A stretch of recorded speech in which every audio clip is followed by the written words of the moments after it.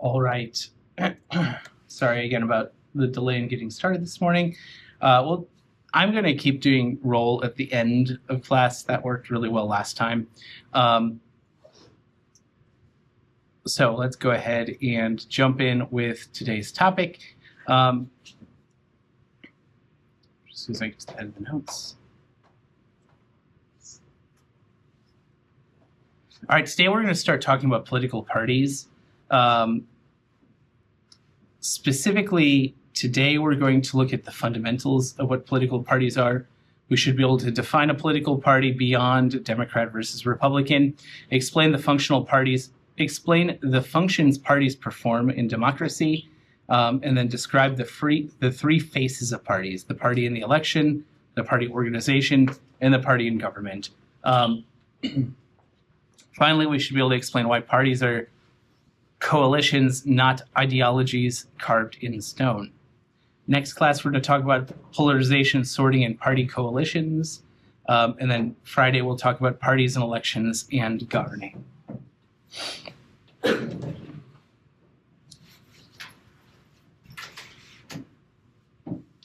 So does anybody remember what the difference between an ideology and a partnership are?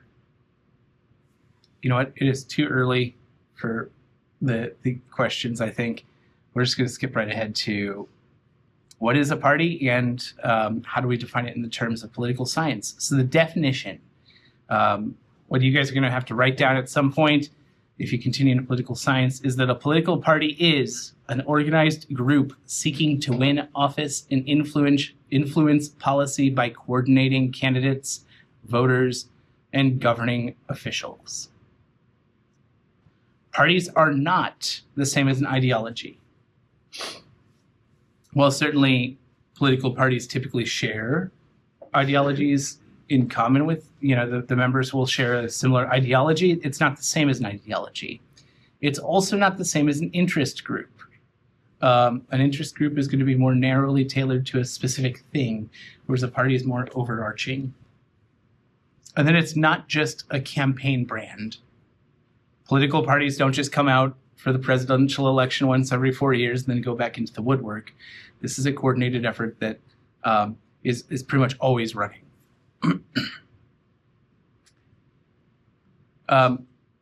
Parties are coalitions, and coalitions are often messy by nature. Does anybody know what the term coalition means? I'm going to define that too, just because I think it's important to know. It's an alliance for continued action, especially a temporary alliance of political parties forming a government or of states. So when we think about a coalition, and the reason we keep talking about this is because it's not as everybody always does what they want, or everybody always does what's good for the party, as you might think. In fact, we have seen the Republican coalition kind of have a couple of hiccups over the past month or so. We've seen some major defections. So, for example, Marjorie Taylor Greene famously kind of would defend Donald Trump even with kind of crazy things. Marjorie Taylor Greene said some crazy stuff way back in the beginning. She believed that forest fires were started by Jewish space lasers, I think. I think that was her, pretty sure. But she has since had a turn of mind and resigned from the House of Representatives in protest of how she was being treated by Donald Trump. So it's not a forever thing. It's not like all for the team. It's a balancing act of giving people what they need. And I just lost my spot.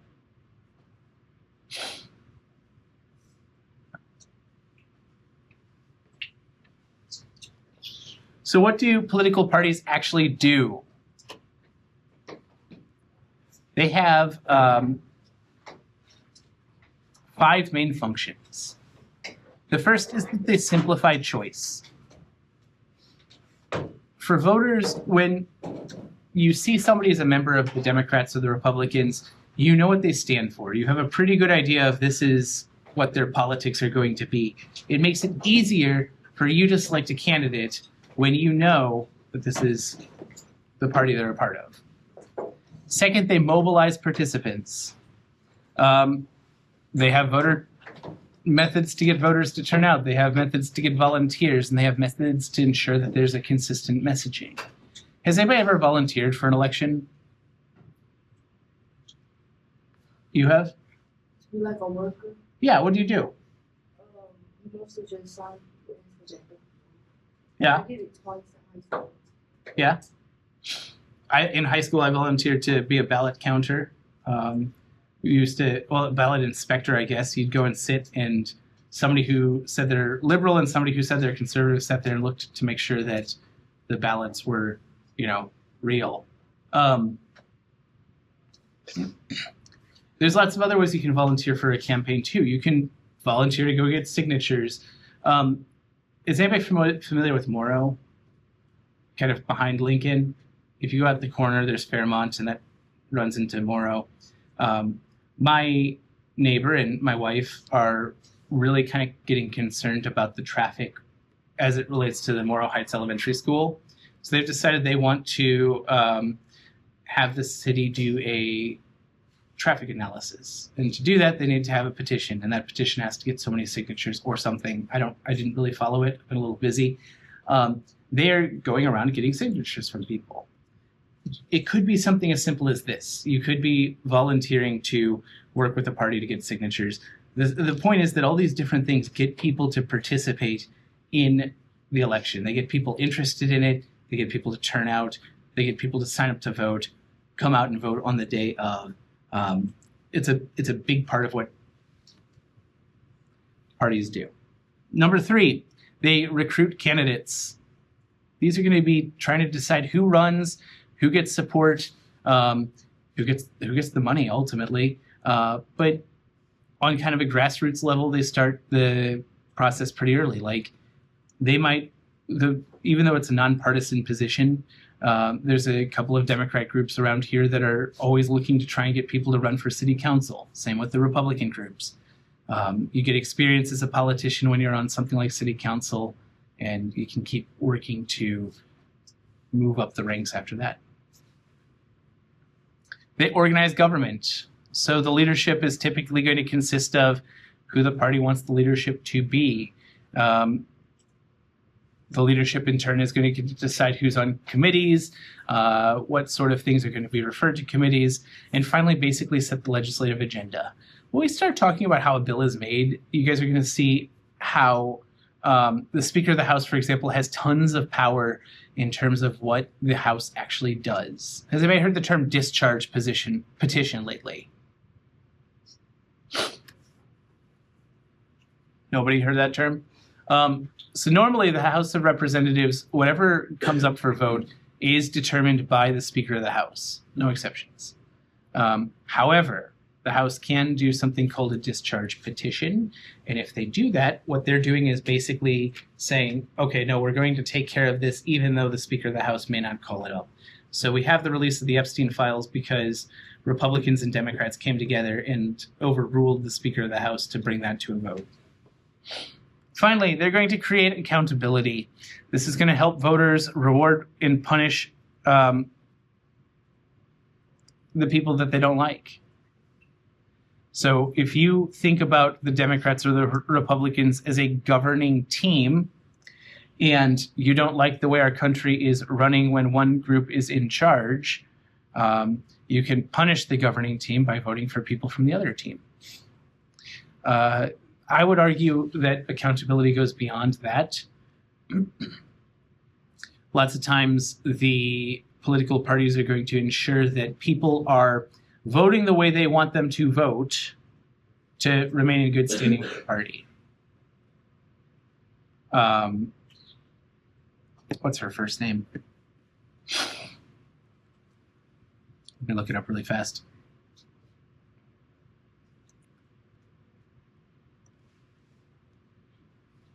Liz Cheney historically went against the Republican majority in voting against Donald Trump in a couple of key votes, and the Republican Party actually kicked her out. So, they can kind of control who continues to get their support and everything based on trying to ensure that they follow what they think the party line should be. So even if you dislike parties, modern democracy without parties tends to be chaotic and unaccountable. Here's where things get kind of different, and this is going to be a little bit of a tangent, so I apologize. There's a lot of people who argue the two-party system is what's really the issue here. Lots of places have parties. For example, Great Britain has more than a dozen parties. And the argument is that two parties, bad. You shouldn't have a choice between just chocolate or just vanilla. You really need to have the Baskin-Robbins approach where you have multiple options. Then what happens in Great Britain is that those multiple options have to come together to form a coalition to run the government. And that's kind of because it's a parliamentary system, and it's a little bit different than our system. In our system, it's a winner-take-all. If the Republicans get the White House, the Republicans have the White House. In a parliamentary system, the prime minister, which is kind of the equivalent to the president, is elected from parliament. And so in order to elect a prime minister, typically what has to happen is that different political parties have to cooperate to pick the person that's going to lead the country. Anyway, that's just a quick tangent about, sure, we need political parties, but do we need more political parties? That's a question for you all.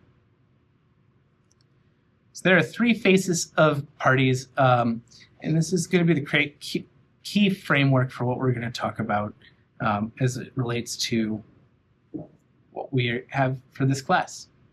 Parties are going to operate in the electorate. These are going to be voters who identify with a party and lean towards a particular party. You guys may be too young to have voted in the last presidential election. You might not. But frequently, if you ask your parents who they vote for president, they might tend to vote one side versus the other. Oftentimes, people consider themselves to favor the Democrats or favor the Republicans, and this is kind of talking about that particular face. 2, party organization. This is going to be the formal party committees, the activists that they have, the fundraising efforts, and it's going to have a local, state, and national structure. If you want to run to be, I don't know, on the Cole County Commission, for example, you want to start that process by talking to the Cole County Republican Committee. Are they part of the government? No. But they're going to be able to decide who they actually want to put up as a candidate, who they're going to help fundraise and stuff like that. The actual requirement to run for political office is to just get so many signatures, turn them in by the deadline. Typically, then you're going to go into a primary, but again, it really helps if you have already paved the way by talking to the people who are going to make that decision. Do you have to take off? Are you taking off, or are you just going to the restroom or something? Okay, perfect. I just want to make sure if you were leaving, I got you for a roll. Number 3, party and government. Elected officials who govern as a team. So they're going to be the leaders, the caucuses, and the agendas. Again, we talked about that a little bit above, but that's the final face of this.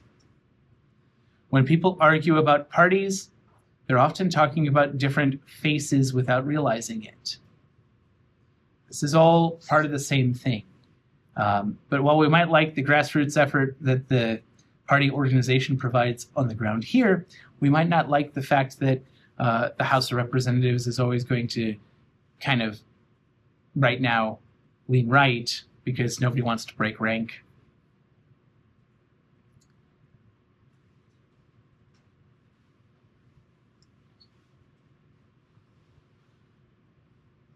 I want to try and do this activity, but we'll see how awake everybody is for it.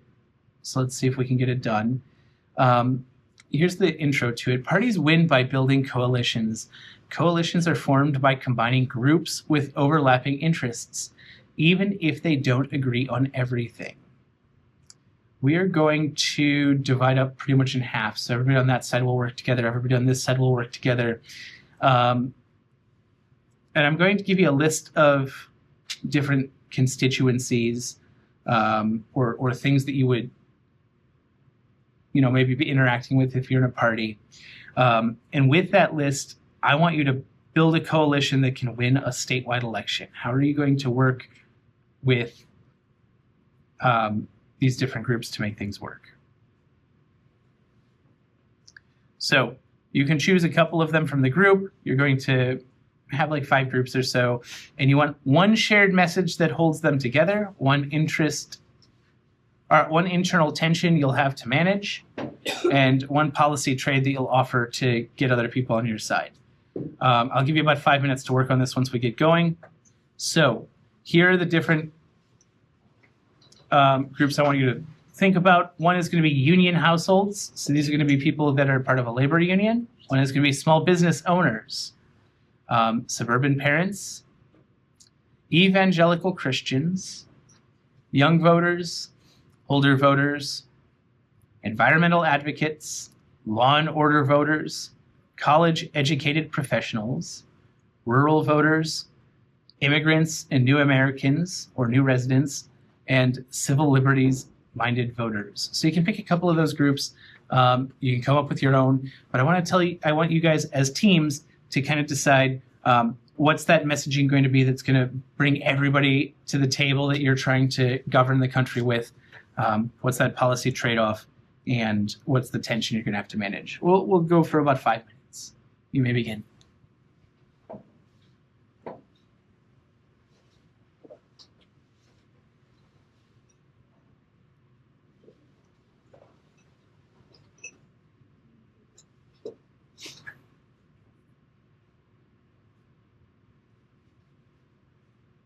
I hear very little talking, which tells me that you guys either need to start talking or you already have the answers.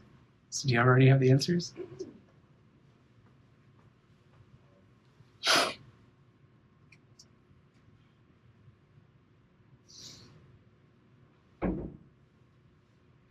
All right, straight up tell me if you're just not going to do it.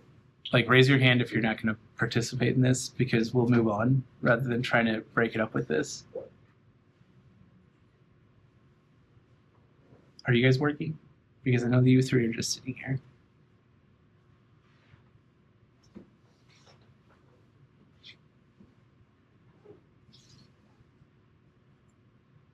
All we did come up with like all together as a class. Nope. So this side's working together and this side's working together.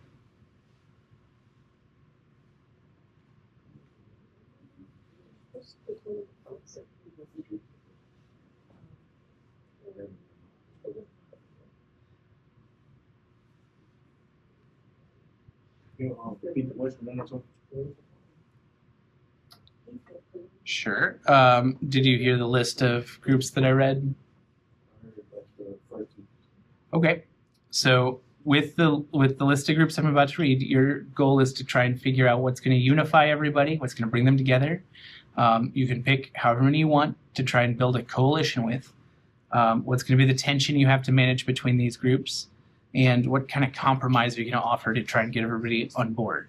So the groups are union households and small business owners, suburban parents and evangelical Christians, young voters, older voters, environmental activists, law and order voters, college-educated professionals, rural voters, immigrants or new Americans, and then civil liberties-minded voters. So if you had to try and bring a group of these people to the table to win an election, how are you going to make that happen?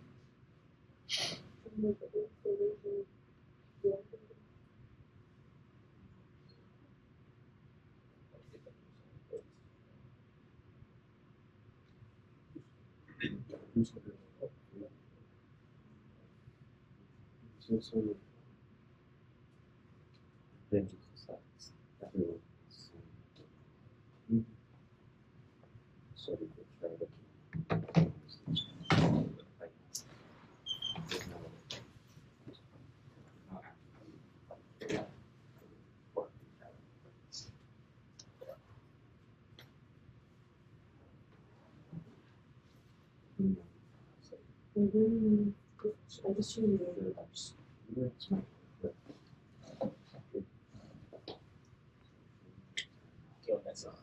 Oh, so So it's Tax. that's the same place. Don't worry about it. Because we've got about 2 minutes left. So I feel like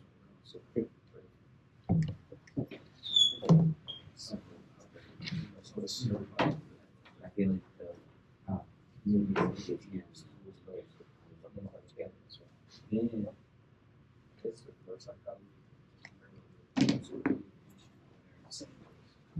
all right, I'm gonna give you guys about 1 more minute.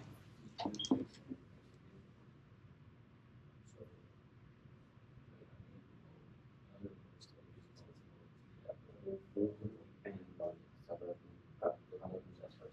well, is it how get so one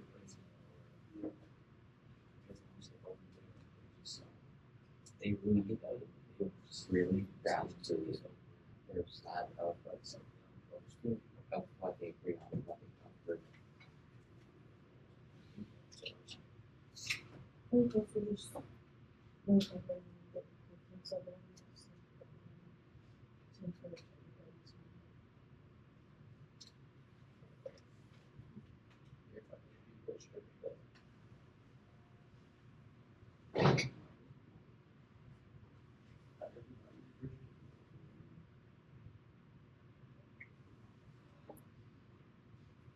All right, let's go ahead and come back together. So this side, what groups are you guys gonna be working with?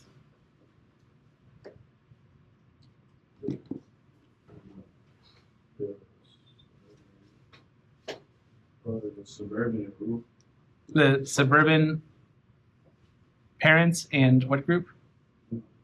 Wasn't it suburban and rural parents, right? Or no? I have rural voters and suburban parents, but that's fine. We can say that. So what's going to bring them together? what their necessities are, despite how different their lifestyles are. Okay. What's the tension point going to be? What's going to be trying to split them apart?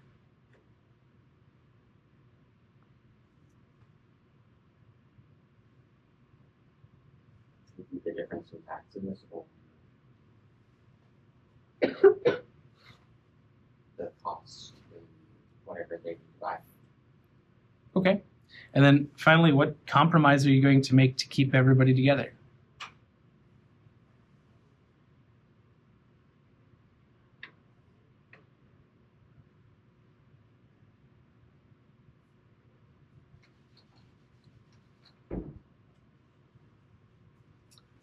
I will get the answer from the other side and we'll come back to you guys if you think about it. So what groups are you guys going to try and work with? We did the young voters and old voters. Yeah, that's a classic one, right? What's the tension between those two groups? The differences in how they vote. Some younger voters, they just vote to do it to get it out the way. With older voters, they really evaluate the person, the people. Yeah. One thing I'll encourage you to think about is what you're thinking about is different too when you go to the ballot box. As younger people, you're thinking about things differently than your grandparents, right? So what's the compromise that's going to try and keep everybody together despite the tension? Talk about like an equally needed thing, like public safety or something with education or something everybody's gonna agree on or mostly agree. Common issues.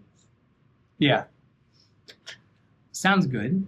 I think that, so one of the things that's hard about this, and I think it's because it's way too early in the morning to be thinking this hard, is that when we're talking about this kind of thing, it's a lot more difficult than you think. And I want to present it like this. Let's talk about something simple on the ballot. Young voters and older voters are going to think completely differently about that issue, probably.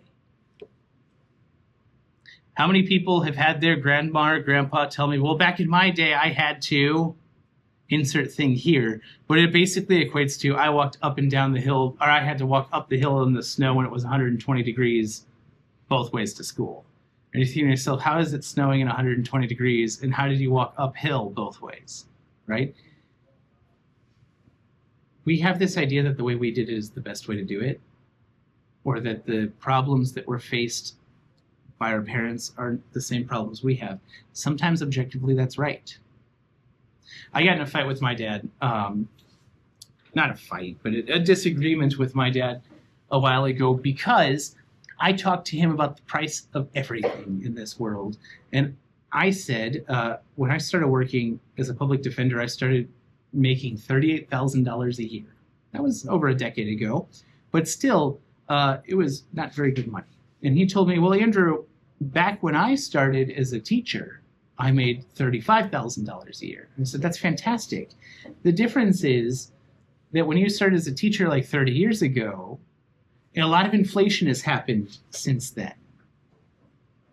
And so the buying power that you had with your $30-some thousand a year was the equivalent of about $120,000 a year.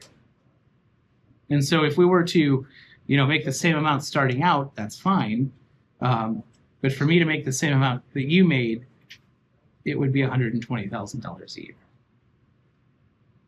And so when we talk about like the economy and stuff, this dichotomy changes people a lot because when an older person looks at the salary that you all will be making when you leave school, they're like, wow, I never dreamt of so much money when I left school. But with inflation, it's not going to feel like you're getting the money that they had when they made that amount. I was on a plane flying back from somewhere into Colombia about a year ago, and they were talking about minimum wage. And the person in front of me said something like, nobody needs minimum wage for some of these jobs. Like, it's just ridiculous. Somebody working at McDonald's doesn't need minimum wage. That's just a side job if you are in high school. There's people who, that's their job. They work at McDonald's. They deserve minimum wage, right?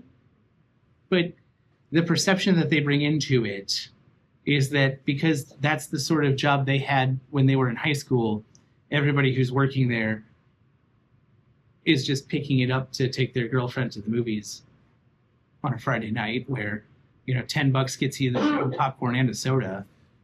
And today, $10 gets you half a ticket, if that. The point is that lots of times these groups have very different interests. The things that they care about when they vote are so foreign to each other. But how do you bring them together?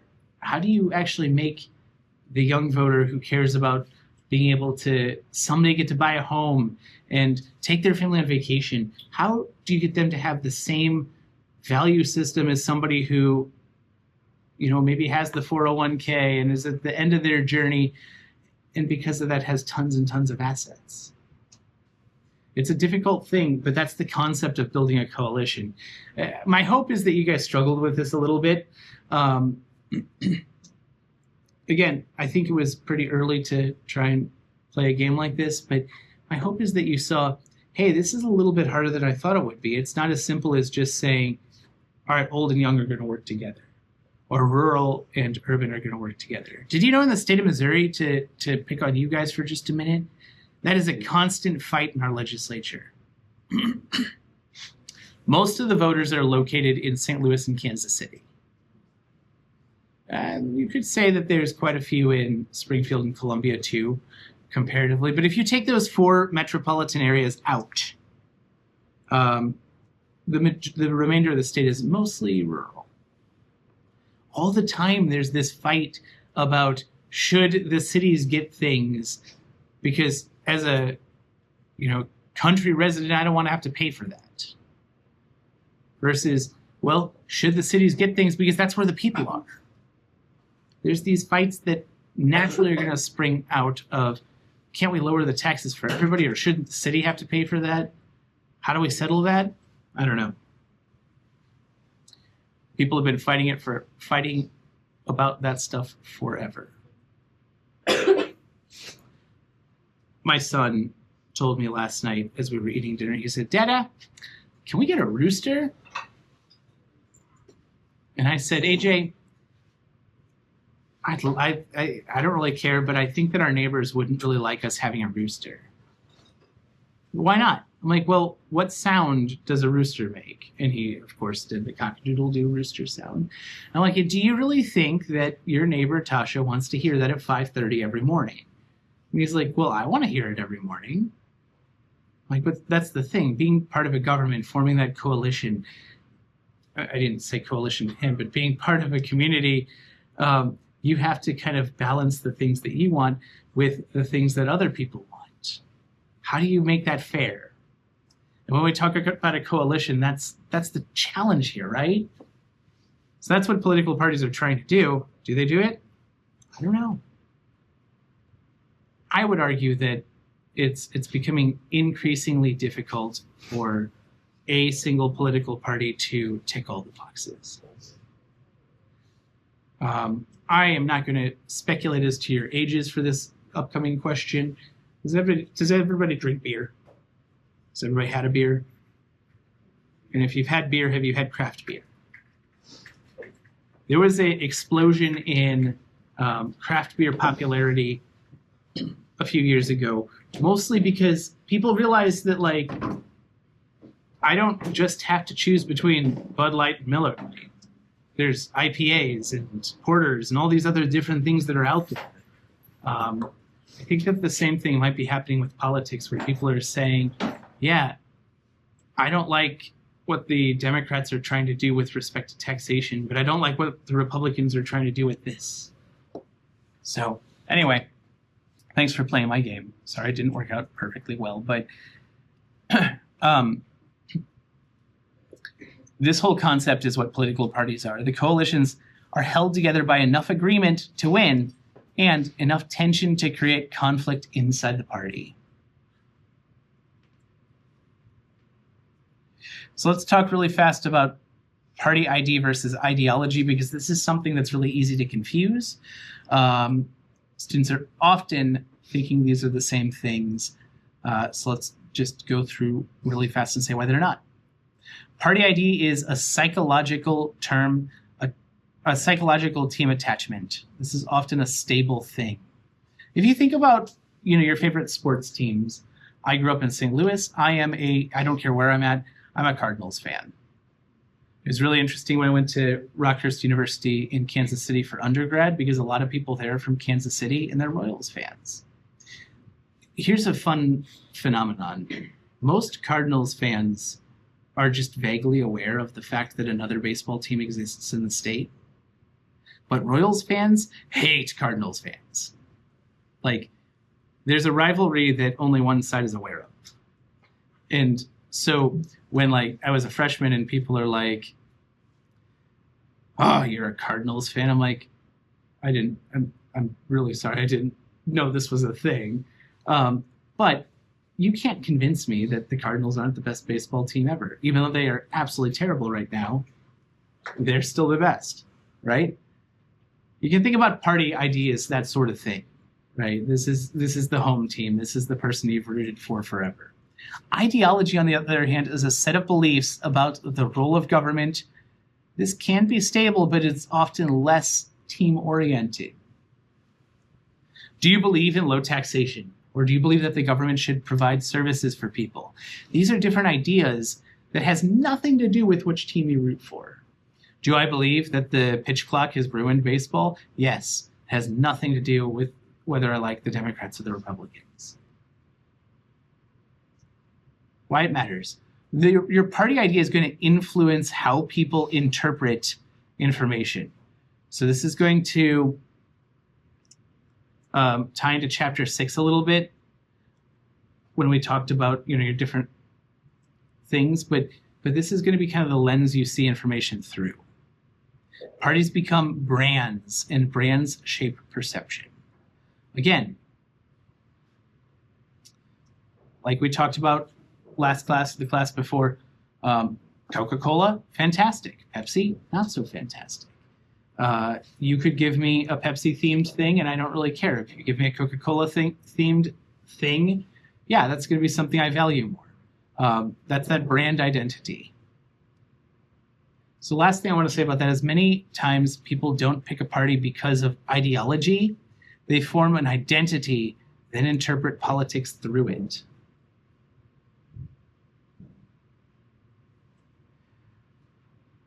All right, we're going to skip that because we're almost out of time. Don't go anywhere because we've got to do rolls still. All right, quick housekeeping thing before roll. We have midterm grades are due next Friday, which means it's time for a midterm.